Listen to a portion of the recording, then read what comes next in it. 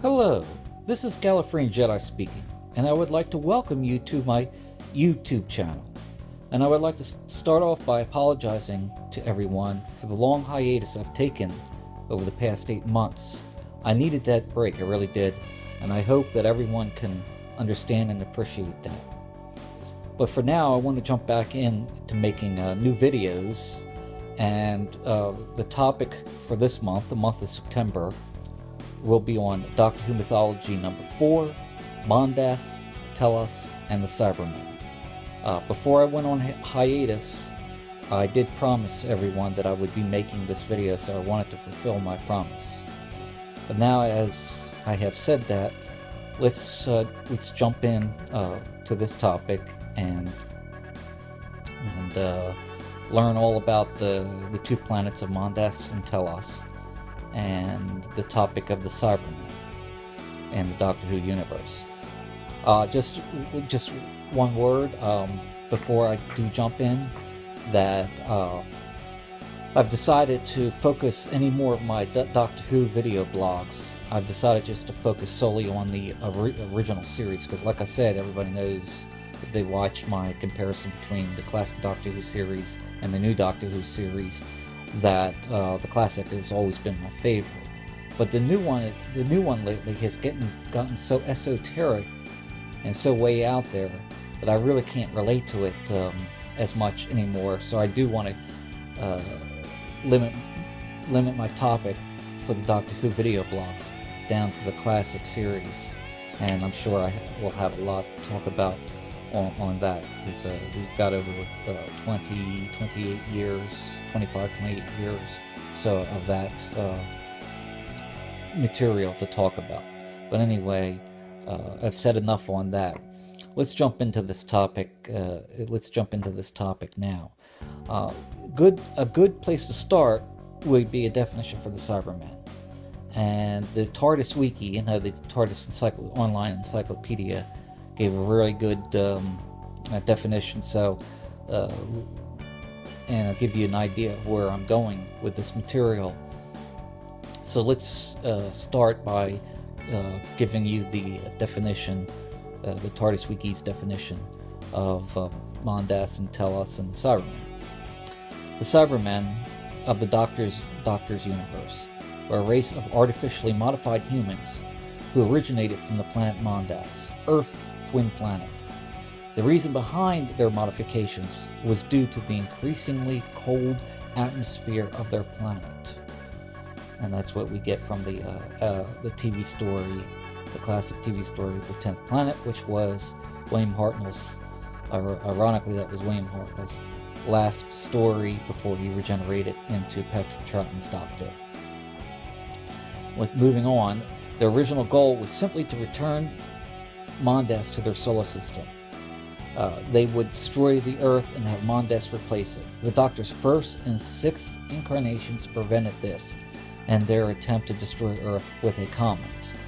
And that comes from the 10th Planet and Attack of the Cybermen. The 10th Planet was the first Doctor, or the last of the first Doctors, William Hartnell's story, and Attack of the Cybermen was the second of Colin Baker's, the sixth Doctor's story. And throughout this blog, I will be discussing how these things, how the situation with Mondas and the Cybermen and their attack on two attacks on Earth coincided with those two stories. But anyway, moving on, with nothing else left to them, the Cybermen took it as their primary aim to conquer the universe, converting where possible to boost their numbers. Fear of such conversion was so prevalent on many worlds, and so the Cybermen came to be objects of terror. Many species fought against them in the Cyber Wars, which I will also talk about the Cyber Wars from the TV stories of Earthshock, that's the fifth Doctor story, and Revenge of the Cybermen, which was the fourth Doctor story. So hopefully that gives you a basic definition of who the Cybermen are. Let's deal with Mondas. We'll talk a little bit about Mondas first. And this is what I personally written up about the planet Mondas. Mondas was originally a twin planet of Earth. It was also the home planet of a humanoid race that became known as the Cybermen. In the ancient times, Mondas became dislodged from its orbit around Earth and drifted onto the edge of deep space when the moon was formed. So essentially, when the moon, Earth's moon, was formed, that came in between Earth. The moon was pretty much in between Earth and Mondas, and unfortunately for Mondas, that caused an orbital drift, and Mondas left its orbit around Earth and close to the sun, drifted off into the outer rim of our star system. Anyway, moving on. Mondas was identical to Earth, even down to the continental structures. The only difference being is that Mondas was tilted 90 degrees or upside down from the position of the Earth. And if we continue to move on. Oh, okay. I included my little teaching there on the planet Mondas. Let's move on to the planet Telos and give you a little bit of idea of what the planet Telos. Telos was originally the homeworld of the Cryons until the Cybermen conquered it for themselves, sort of a second home ever since the loss of their home world of Mondas. Due to the very low temperature of the planet, the Cybermen built cybertombs so they would have a place to rest. And you can see that if you can that will become familiar with you if you're familiar with the second Doctor story of Tomb of the Cybermen, and also the sixth Doctor story, Attack of the Cybermen. Okay, moving on. Telos was a very cold planet, as well as gray, barren, rocky world. The Cryons once lived on the surface of Telos, where they could survive in sub-zero degrees. When the planet's surface temperature rose above 0 degrees, in order to survive, the Cryons built underground cities that were sub-zero degrees. Later, the Cybermen took advantage of the underground refrigerated cities so they could use them to cryogenically freeze themselves in suspended animation, and in doing so, the Cybermen killed most of the Cryons. So that gives you a little bit of idea. Telos, very cold. It's probably the closest place I can describe would be like Alaska. It's a very gray and barren and rocky and very cold, extremely cold. So that gives you an idea of what the planet Telos was like on its surface. But the Cryons used to live there. They used to be the original inhabitants of that world. And essentially the Cybermen took it over, conquered it, killed, almost genocidally murdered all of the Cryons. There was not all of them, but a lot of them. And then the Cybermen used their underground cities, turned them into tombs so they can cryogenically freeze themselves.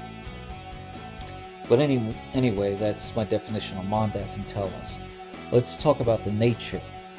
Let's talk about the nature of the Cybermen.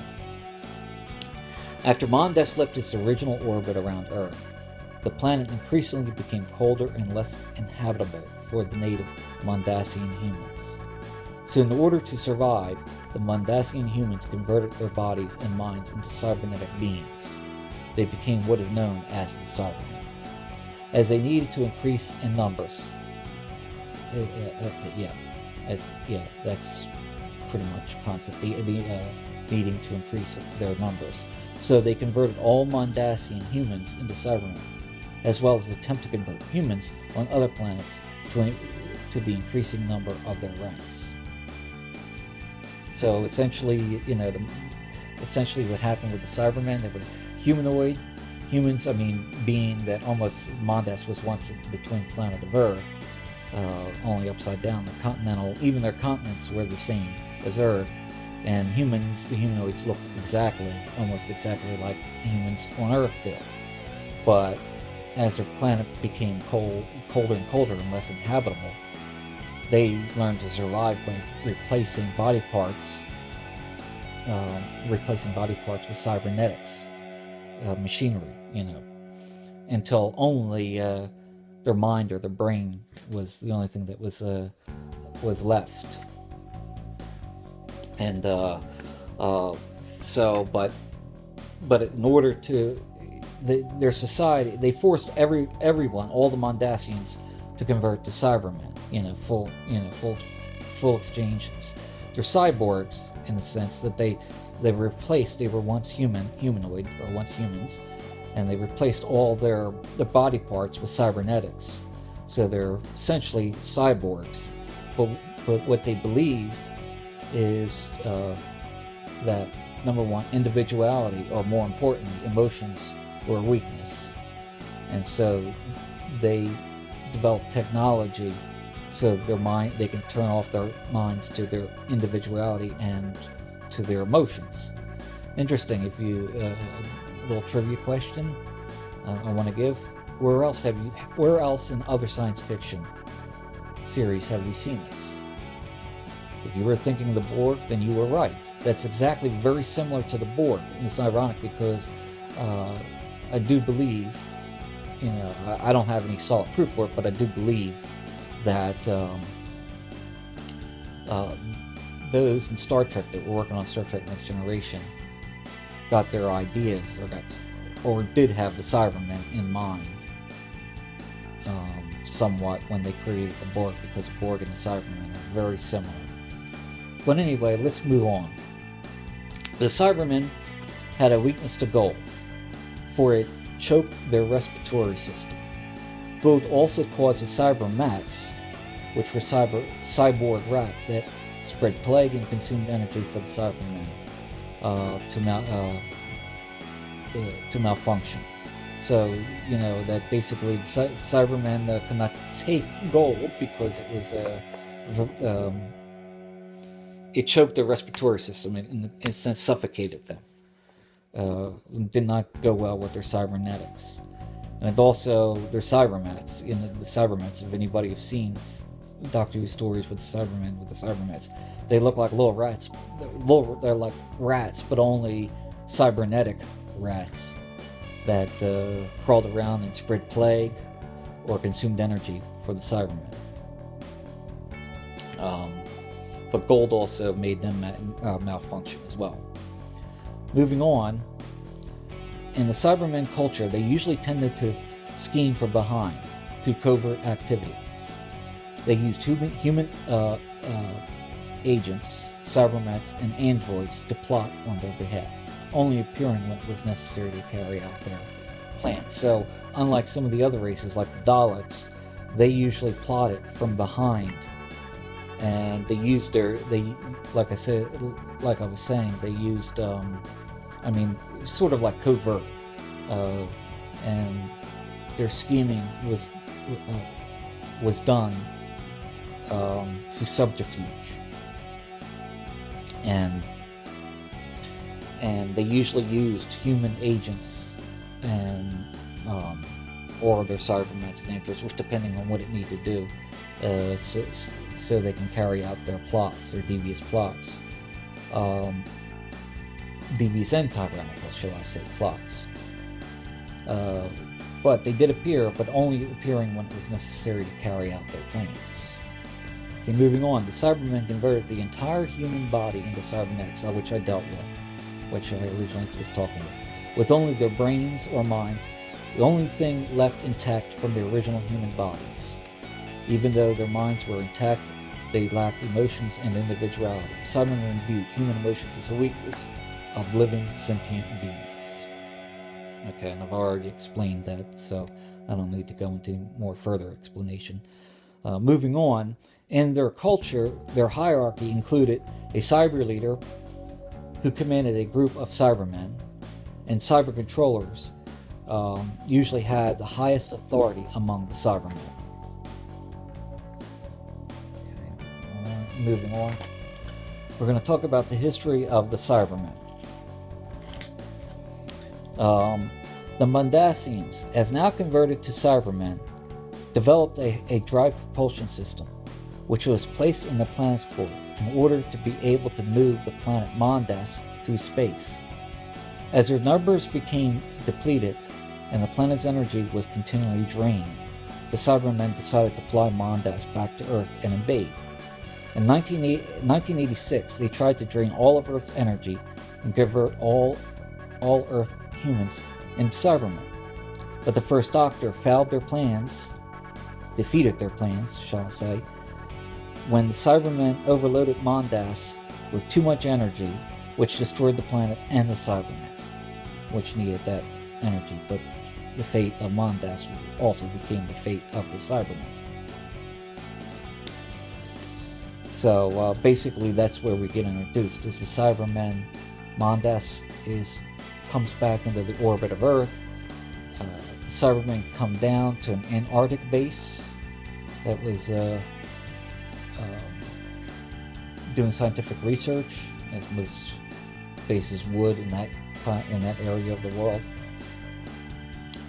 Cybermen came down with the intention, as they wanted to convert all human beings that were able to be converted into Cybermen, and then drain Earth's energy to rejuvenate or renew Mondas, and have the Earth destroyed, and Mondas would take the Earth's place. Of course, they were defeated by the First Doctor. As I said, they overloaded the energy, destroying Mondas, and then they in turn died as well. And that happened in the 1986 year, and the episode, well, not the episode, but the 4-part story of the 10th planet. Anyway, moving on. By the 1970s, the Cybermen, specifically the faction, keep in mind that there was different factions that had evolved amongst the Cybermen over the years, or over decades and centuries. By the 1970s, the Cybermen, specifically the faction, which was led by the Cyberplane, established a base on the dark side of Earth's moon. The Cyberplaner contacted a man by the name of Tobias Vaughn. Vaughn had a Cyberplaner installed in his office. As he plotted with the Cybermen to make another attempt to invade Earth, his plot was discovered by Unit and the second Doctor, Patrick Troughton's Doctor. And the Cybermen's plot was averted, and their base on the moon was destroyed. So the Doctor was Unit and the Doctor were able to defeat the Cybermen's plot there and destroy their base on the moon, the hidden base on the moon. And that was from the that was from the second Doctor's story, The Invasion. So, anyway, moving on. I have a story to tell, but I think it would take too long. For that. But I apologize. I think I'll save that story for some other time. The topic of the 6 or 7 part story of the invasion. But anyway, I think it's probably best I move on from now and delve more into the topic of the history of the Cybermen. From the mid-1970s until 1985, the Cybermen hid in London's underground sewers, awaiting another opportunity for another invasion plot to present itself. In 1985, the opportunity presented itself when the Cybermen hijacked Doctor's TARDIS. The Cybermen, knowing that in 1986 that Mondas would be destroyed, attempted to send Halley's Comet towards Earth in the hope of destroying the Earth and preventing Mondas from being destroyed in 1986. But their plot was defeated by the 6th Doctor, and then in 1986 the First Doctor was able to destroy Mondas and defeat the Cybermen as it was written in history. So essentially that's what happened with the 6th Doctor story's Attack of the Cybermen. It took place in 1985. Cybermen hijacked the Doctor's TARDIS, and that was the year, and scientifically meaning, historically and scientifically, that was the year that Halley's Comet had passed through our solar system. And if you're old enough to remember, 1985, that was a big event back then. So they were planning to divert Halley's Comet toward and have it directed towards Earth. And if it destroyed the Earth, then it would change time, and then Mondas wouldn't have suffered its fate by trying to drain all of Earth's energy, and in fact, having Mondas destroyed. But since the Doctor was able to defeat the Cybermen in that year again, he defeated them and helped save surviving Cryons in the episode, in the story of Attack of the Cybermen. Basically, history as we know it continued on its course. So in 1986, Mondas was destroyed, as was discussed before. Okay.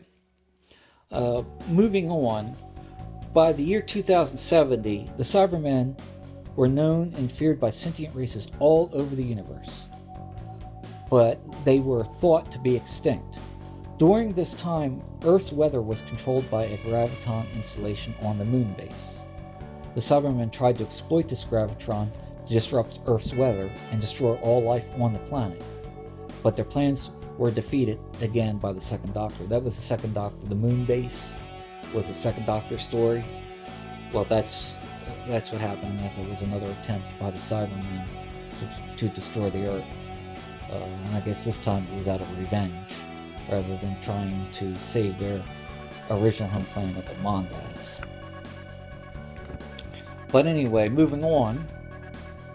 Many years later, the Cybermen had all but passed into legend when an archaeological expedition on the planet Telos found the Cyber Tombs, with thousands of Cybermen in cryogenic suspension. An organization known as the Brotherhood of Logicians attempted to wake all the Cybermen, believing that they could convert the Cybermen towards their cause. They were defeated by the Second Doctor, and their tomb would be sealed again, only to be reactivated again in 1985, which the Cybermen were defeated again by the Sixth Doctor. Of course, it's you're dealing with timey-wimey when because this was the far future, and now the reactivation happens in 1985. So we're going back into time. But essentially, what I just described, that in the future, with the archaeological team exploring Telos and the Brotherhood of Logicians attempting to wake the Cybermen and convert the Cybermen towards their cause. Essentially, that happened in the four-part story of Tomb of the Cybermen, which to me personally is my favorite. I haven't seen all of, because some of them haven't made it to DVD yet. I haven't seen all of the Second Doctor stories, but for obvious reasons. But that out of all the Second Doctor stories that are available to see, Tomb of the Cybermen is my favorite. So that was my favorite Second Doctor story. But anyway, importantly, let's move on with further history. Get with further history with the Cybermen. Still talking about the history of the Cybermen.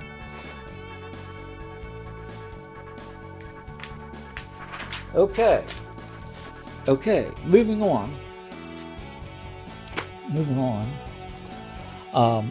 In the year 2526, several star systems united together to meet on the planet Earth in order to oppose the Cybermen, which led to the Cyber Wars. The Cybermen first tried to use a cyber bomb to cause devastation on the Earth so they can convert everyone to Cybermen.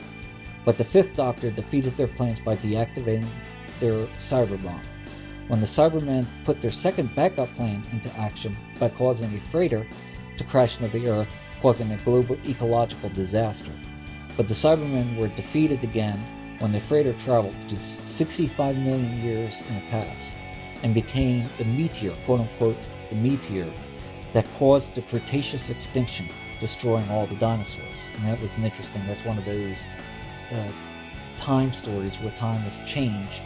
But you got to go back to my my blog on the Doctor Who Mythology on the nature of time travel. It was one of those stories where the past tried to be changed, but in trying to change the past, it was the history that we know was actually caused by the event of you trying to change the past. So history as we know it stays the same because it was predestined that your attempt to change the past was actually the thing that caused the past. So that's one of those interesting theories on time travel. And that happened in the Fifth Doctor story, Earthshot, which is probably one of the best Fifth Doctor stories that they have. One of my favorites of the Fifth Doctor. It was an awesome story. But essentially, that's when the 25-26. It's when the Cyber Wars began, when races gathered together, and they met on Earth as a council to decide strategy on how they would defend. They would have a coalition of allies to fight and defeat the Cybermen. The Cybermen were trying to do that, and they tried it first with a cyber bomb, but the Fifth Doctor was able to deactivate it. And then they tried the freighter with a bunch of antimatter on it that would cause a global ecological disaster, and it did, but only 65 million years in the past at the end of the Cretaceous. So the meteor theory in the Doctor Who universe, the meteor theory of the extinction of the dinosaurs, was true only with the exception it wasn't a meteor. It was a freighter filled with antimatter, and that created the global ecological disaster which killed off all the dinosaurs. Okay, moving on. Later in the Cyber War, the Cybermen attempted to destroy the planet Voga because Voga was rich in gold, which was lethal to the Cybermen, and was used in the Cyber Wars as weapons against the Cybermen. The Fourth Doctor defeated their plans, in which in the following years after the Cyber Wars, the Cybermen were reduced to scattered remnants. So gold, especially gold from the planet Voga, was one of the instruments used by Earth and many other planets to defeat the Cybermen. And they had a weakness. That was their kryptonite. As kryptonite is for Superman, gold is for the Cybermen. And they used to manufacture weapons from the gold they were able to get on Voga. That happened in the Fourth Doctor story. The Fourth Doctor story, the four-part serial, Revenge of the Cybermen. So, pretty much, I encourage you to watch that story to go into more details about the planet Voga and the Vogans and their attempt to destroy that planet, so their numbers could rise again and they could strike back in war against humanity, against the Earth, and against all the other populated planets that fought against them. And I guess that was their last desperate attempt to win the Cyber Wars. But after that, because they were defeated by all the gold that was used by the Earth and its coalition of other star systems, other alien races, ultimately the end of the Cyber Wars is that they were pretty much reduced to scattered remnants. But anyway, moving on, millions of years prior, during the Dark Time, now we're going back excuse me, I do apologize for this because I just noticed something. We are going back to millions of years, discuss a policy put in place by millions of years ago, which actually happened in the modern days of Gallifrey. But let me read this.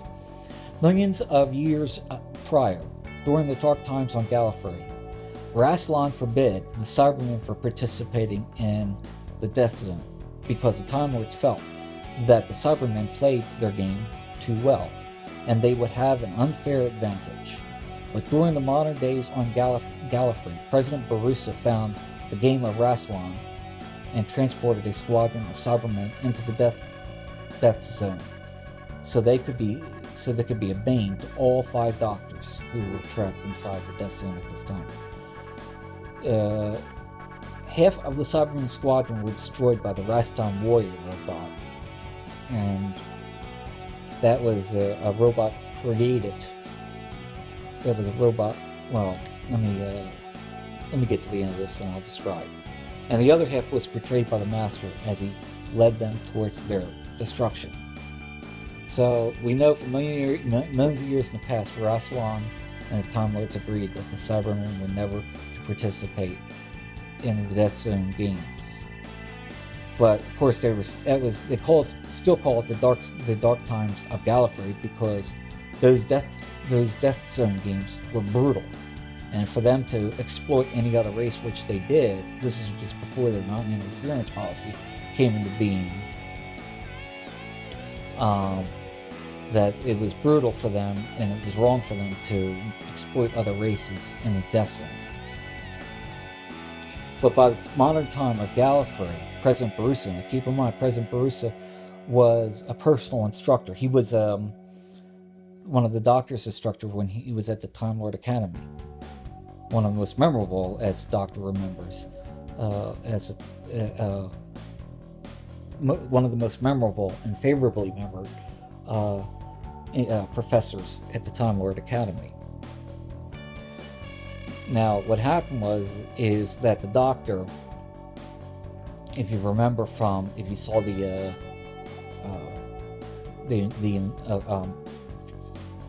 I'm trying to think of the 4-part story of the 4th Doctor, the Deadly Assassin. When the Doctor was accused of assassinating the sitting president of the Time Lords, and he proclaimed an article in their constitution to run for the presidency. Since they needed a new president, they needed to elect a new president. Since the assassination took place in the current sitting president, which he was actually getting ready to step down from his office. His time was up.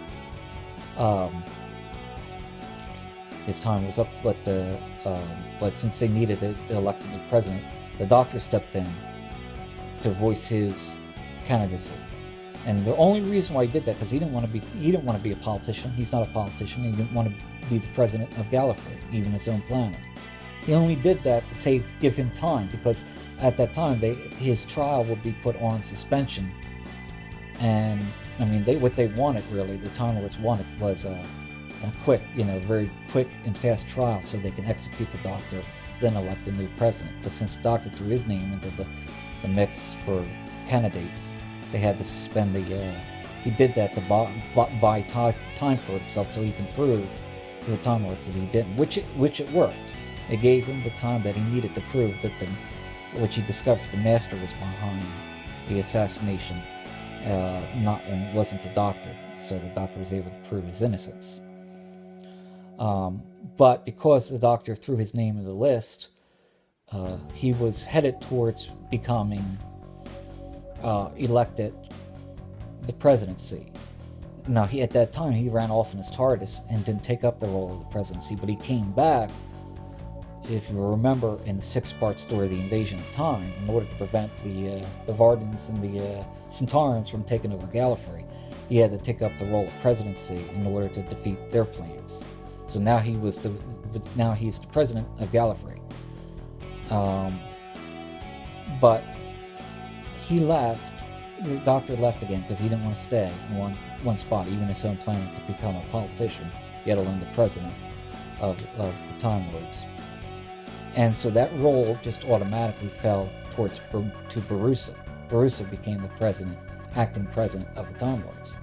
Well, he became corrupt and wanted